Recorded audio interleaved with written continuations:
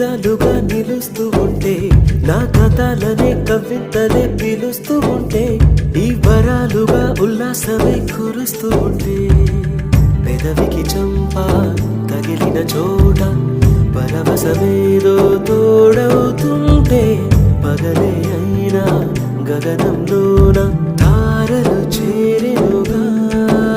నిజంగా నేనేనా ఇలా నీ జతలో ఉన్నా, ఇదంతా